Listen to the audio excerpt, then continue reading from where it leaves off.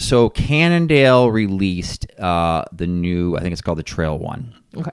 And it is their new entry-level mountain bike. Okay. And there was an article on it because it's $950, and for that price point, you get a dropper post, which is unheard of sort of at that price point. Yeah. And I know, and my first impression was, and overall still, is that, wow, that's, there's a, Cannondale's trying. They're trying to get the price down on a decent entry-level mountain bike with one-by drivetrain and so forth. I was going to say, whatever happens with the post. rest of this conversation, I want to make sure that we say kudos for trying. Because if I think both of us have a concern about how to grow cycling, in particular mountain biking, it's that the cost of entry has gone way too high. Extraordinary, right? And so I'm psyched that they're trying.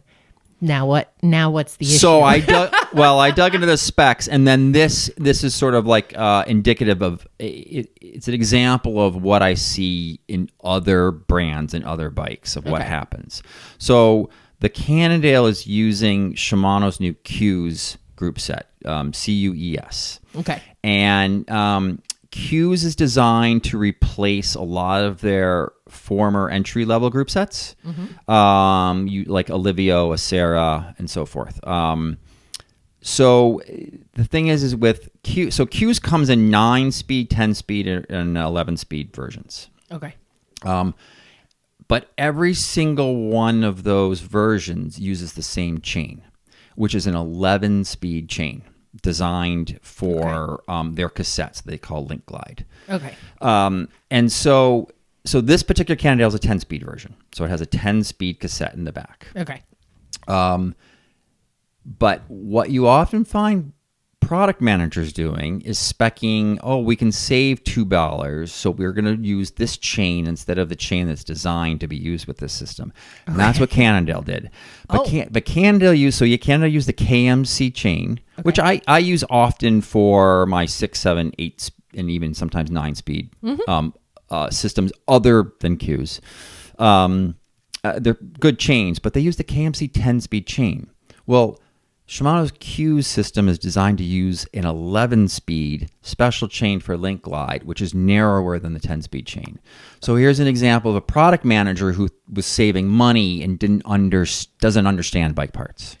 And this is a constant thing with mechanics. We constantly see engineers, product managers who don't understand mechanics. What's the consequence? So I buy this bike. Yep. It's got a chain, not the preferred chain. What's the experience and how would it be different if I had the proper chain? I'm sure it works. Right?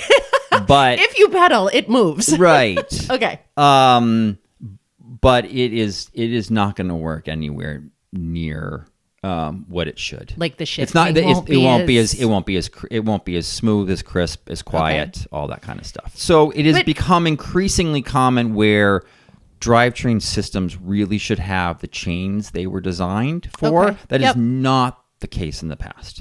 But with Shimano Q's, that should really use their 11-speed chains. Then you have Shimano's 12-speed group sets, mountain bike group sets, their upper-level group sets. Yeah.